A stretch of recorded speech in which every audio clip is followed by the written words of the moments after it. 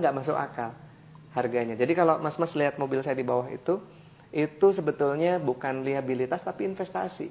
Karena saya dari 10 tahun yang lalu main supercar, kemudian saya jual unitnya, saya belum pernah mengalami saya jual itu dengan harga lebih murah, belum pernah. Iya, kalau mas biasa jual mobil dipakai setahun, 2 tahun, 3 tahun, harganya naik atau turun? Turun ya. Nah, kalau supercar itu beda. Nabung gitu ya, kan ya. Justru investasi. Jadi kalau melihat, wah mobilnya banyak banget nih, hisapnya gimana dan lain sebagainya. Nah, itu adalah bisnis. Jadi jangan dilihat itu adalah liabilitas atau kita bermewah-mewahan. Tapi sebenarnya bisnis. Karena mobil saya memang keluar masuk. Kemarin ada beberapa unit Ferrari dan lain sebagainya itu ketika dijual, alhamdulillah untung semuanya. Nah, kembali lagi ke cerita yang tadi. 2013 saya ngelihat orang, waduh orang-orang hedon semua lah. Ternyata saya levelnya masih jauh sama mereka gitu ya. Wah mobilnya pokoknya Lamborghini yang terbaru dan lain sebagainya gitu. Dan saya melihat mereka semuanya ketika ngobrol itu, ternyata kebanyakan memang mobilnya, mohon maaf nih, leasing semua gitu ya.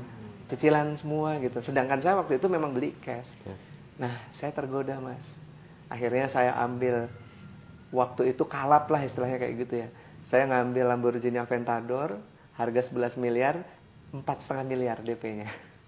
Terus cicilan itu sebulan itu 275 juta. Enggak banyak. Bulan. Sebulan 275. Enggak banyak. Cicilan. Iya, kalau dilihat dengan penghasilan saya waktu dulu itu ya enggak seberapa gitu. Makanya langsung di-ACC sama bank. Terus saya ngambil lagi Ferrari F430, Ferrari California. Terus cicil semua itu. Cicil semua, Mas. Karena ditawarin terus sama itu bank yang banyak kita pakai lah gitu ya. Nah, itu tuh ditawarin terus, Pak, ambil dong ini apa namanya KKB, ambil. Wah, saya ambil. Saya ngambil waktu itu Range Rover Evoque, Porsche, terus ngambil lagi. Pokoknya total ada 5 unit mobil lah. Dengan total hutang itu sekian puluh miliar. Dan Masya Allah, subhanallah, tidak perlu waktu lama, Mas. 3 bulan. Apa tuh, Mas? Sejak saya pertama kali ngambil cicilan, yang terjadi adalah bisnis saya pokoknya dihancurkan sama Allah. Karena Allah Subhanahu wa taala berfirman dalam Al-Qur'an surat Al-Baqarah ayat 275, A'udzubillahi minasyaitonirrajim. Bismillahirrahmanirrahim. Alladzina ya'kuluna ar-riba la yakumuna illa kama yakumul ladzi yatakhabbathu asyaitanu minal mas. Dzalika bi annahum qalu innamal bai'u mislur riba wa halallahu al-bai'a wa harramar riba. Faman ja'ahu mau'izatun mir rabbih fantaha falahu ma salaf wa amruhu ilallah wa man ada faulaika ashabun nar hum fiha khalidun yamhaqullahu riba wa yurbis shadaqat wallahu la yuhibbu kulla kafarin asim. Artinya orang-orang yang makan riba, mereka tidak bisa berdiri melainkan seperti berdirinya orang yang kemasukan setan karena gila. Karena mereka mengucapkan bahwasanya jual beli sama riba itu sama. Bahwasanya bank itu konven syariah itu sama aja.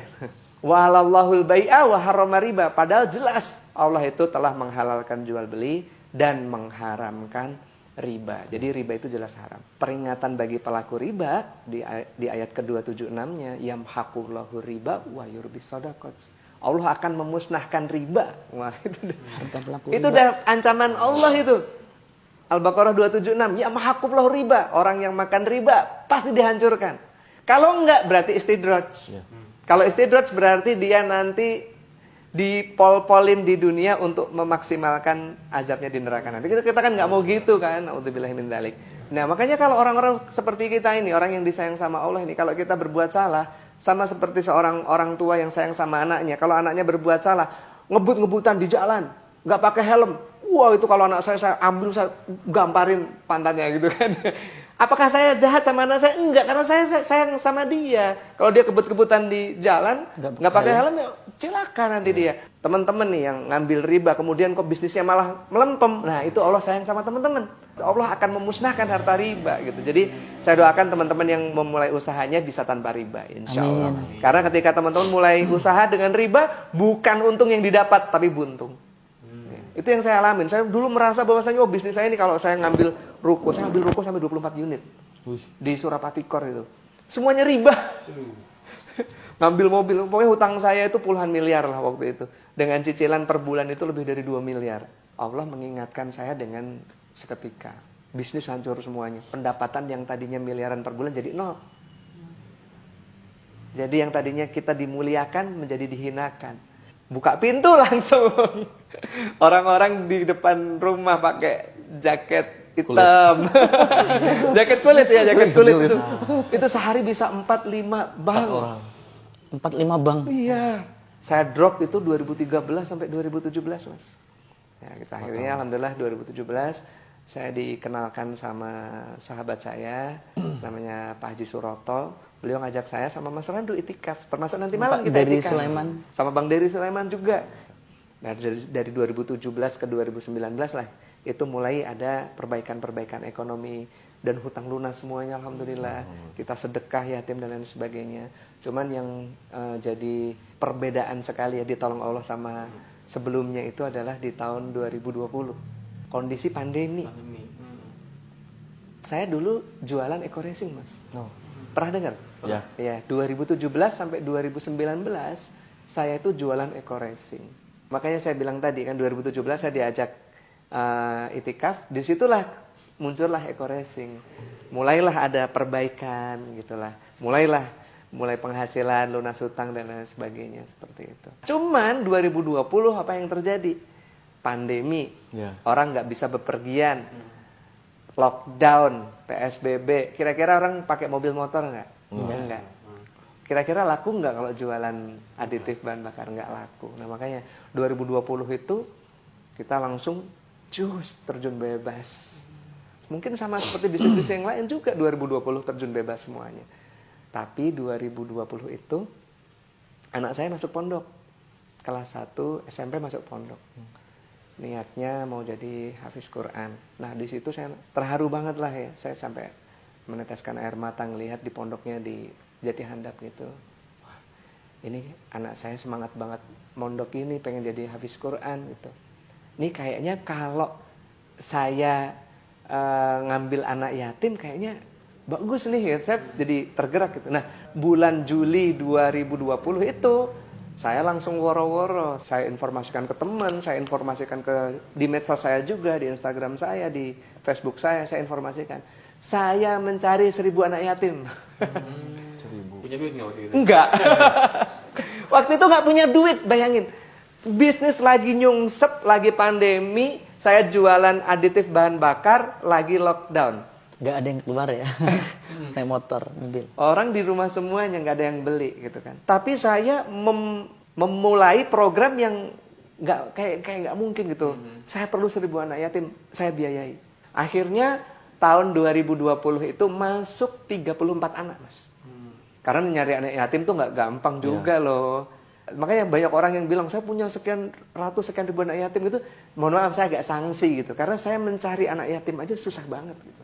Yang mau kita biayai, yang mau kita pondokkan di Pondok Pesantren Madinatul Ulum di Jati Handap, Bandung. Sama satu lagi pondok pesantren di Cisaranten di dekat rumahnya Mas ya, di Antapani.